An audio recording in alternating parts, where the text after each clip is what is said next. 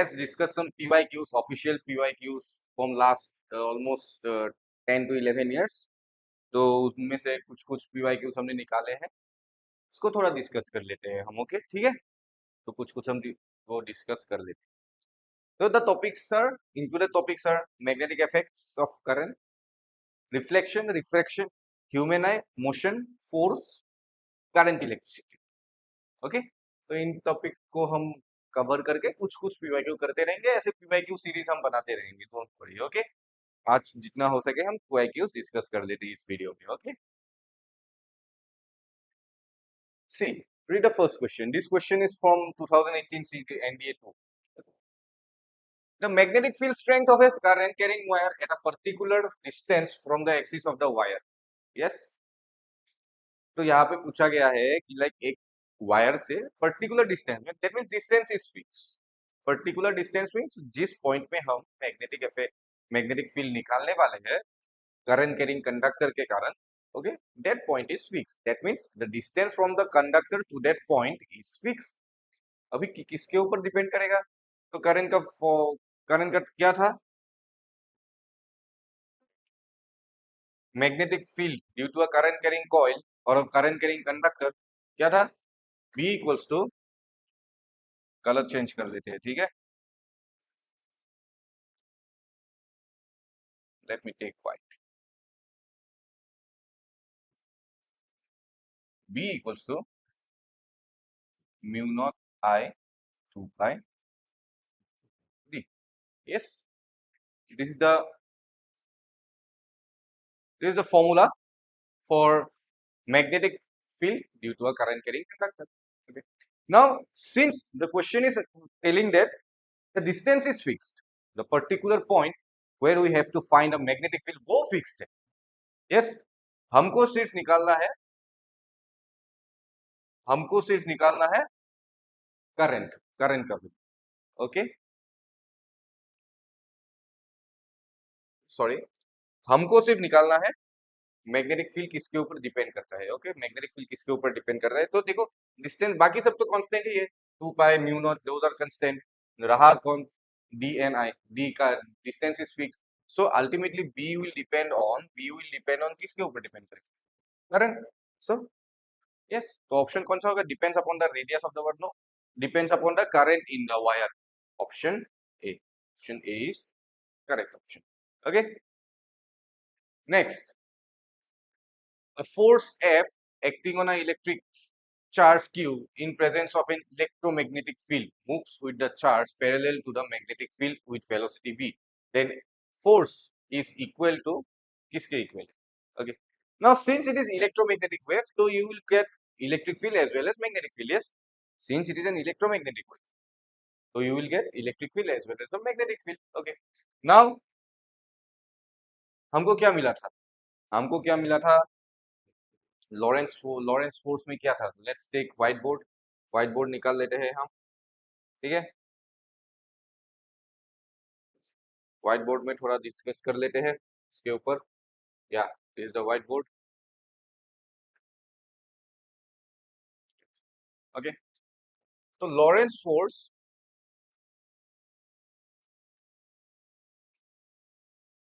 Lawrence force क्या बोलता है कि like the net force on a moving charge, will be equals to force on the charge due to electric field plus force due to the charge by the magnetic field. And since it is an electromagnetic wave, so उस moving charge पे जो force लगेगा, वो that force will be due to both electric field and magnetic field, and that net force, and to find the total force we have to add them. Yes, हम उसको add कर देंगे. ठीक है. Now what is Fe? Fe क्या होगा? Fe will be QE. Yes, charge into electric field, QE. FB क्या होगा? QVB sin theta. Yes, QVB sin theta. Okay, so here theta is what? Angle between the velocity of the charge and the magnetic field, magnetic field के बीच का angle, magnetic field and velocity of the charge के बीच का angle है ये। Okay, now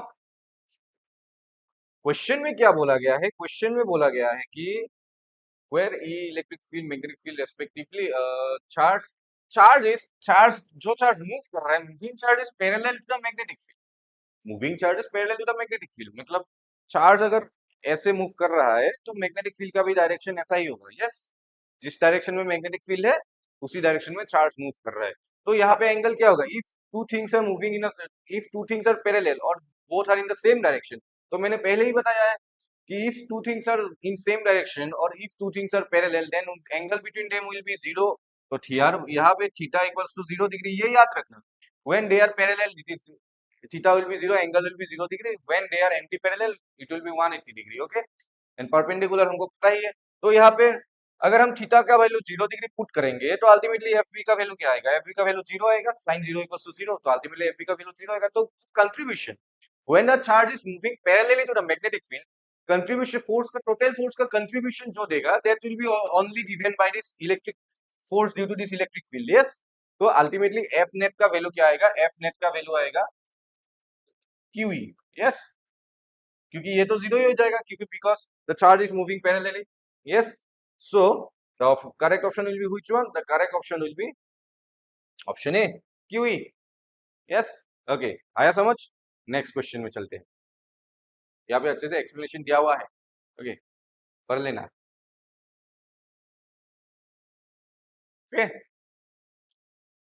next question, which one of the following is natural phenomenon based on which simple periscope, periscope क्या है, periscope is periscope तो देखा कभी लाइक मूवी वगैरह में देखा होगा, सबमरीन, सबमरीन में जो हम देखते हैं, यस, नीचे से देखते हैं ऊपर की तरफ, यस, एस शेप का, जो एस शेप का होता है, yes, like that.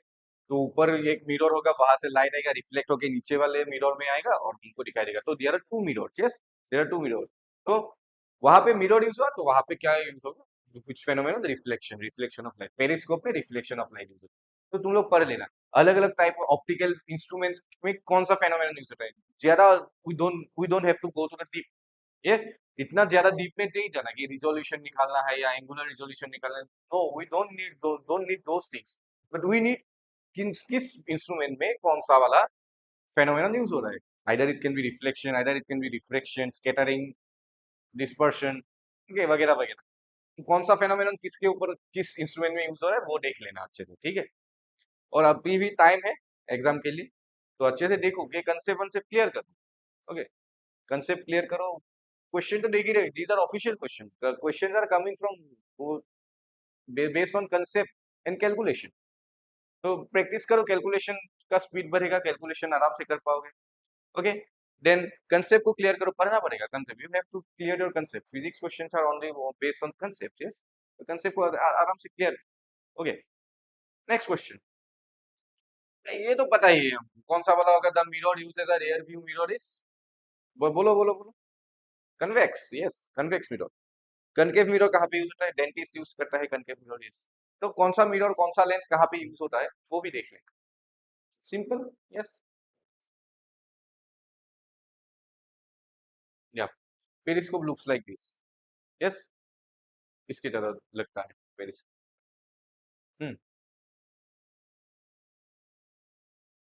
Next question, reflection के बारे में, if ray of light enters from a रेडर medium to denser medium at zero angle of incidence it would be. Okay, zero angle of incidence means वो कैसे enter कर रहा है, it is entering straight, it is entering, if this is a slab, if this is glass,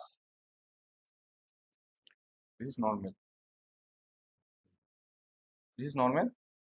तो radar, radar से denser तक आने से क्या होता है हमको पता है, it is coming towards the normal. Denser में क्या होगा, तो नॉर्मल के पास आ जाएगा। तो ये है in angle of incidence, angle of refraction. Yes, अगर ये पूरा सीधा आया, जैसे सीधा आया, that means this angle is 0 degree, ये पूरा सीधा आया तो स्ट्रेट हो जाएगी। ओके, यस, तो दोनों में ये go straight. Okay, next, a ray of light when refracted refracted सो यहाँ पे रिफ्लेक्शन हो रहा है, फेनोमेनन क्या हो रहा है, reflection phenomenon suffers change in velocity in this context which one among the following statement is correct.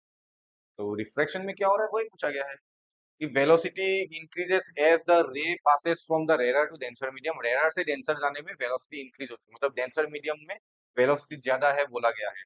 Next option velocity decreases as the ray passes from denser to rare. तो these options are almost related है, यहाँ पे बोला गया denser में speed ज्यादा है, यहाँ पे बोला गया रेयर में स्पीड कम है।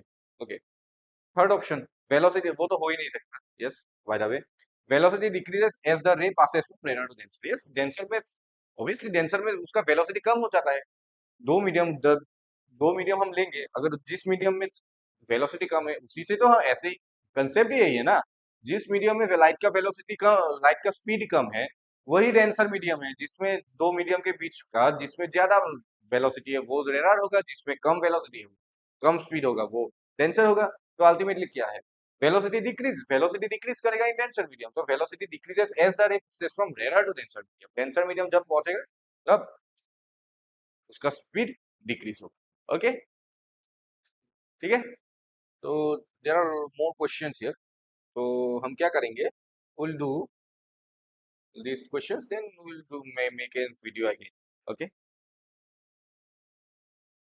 color vision in human eye is the function of photo receptor cells name। Okay, colour vision तो ये पार्ट ये देख लें, कलर विजन किसके लिए आता है, कोन्स। कलर विजन किसके लिए आता है, हमको हम दिख पाते हैं कोन्स के कारण। Okay, rods rods are those part, rods में क्या, रॉड्स क्या करता है वो नाइट विजन वाला देता है ना, nocturnal elements animals nocturnal creatures जो नाइट में घूम पाते हैं वो ड्यू टू रॉड्स वो आते हैं। ब्लाइंड स्पॉट जहाँ पे लाइट पहुंच ही नहीं सकती। Okay, that is blind spot जहाँ पे हम देखी जिस पर जहाँ पे लाइट ऑप्टिक्स काम नहीं करता। Okay, okay, next question number last question for to this video. Myopia is a defect in human vision where an image of. Okay, myopia में क्या होता है, हम दूर के चीज को हम प्रॉपर्ली नहीं देख पाते कंपेयर टू एंड पास के चीज को हम देख पाते हैं। Okay, it is near it is far distant disorder, yes. Okay, तो नियर बाय ऑब्जेक्ट्स ये तो नहीं होगा, near by objects is focus, वो नियर बाय व्हाट तो छोड़ ही दो, near by object is focus, near by जो भी होगा डिस्टेंट ऑब्जेक्ट के साथ होगा। तो distant object is focus before the retina, distant object is focus beyond the retina. Okay, तो मायोपिया में क्या होता है, मायोपिया में फोकस होता है रेटिना के सामने फॉर्म, रेटिना के फ्रंट पे फोकस बनता है, यस। हाइपरमेट्रोपिया में क्या होता है,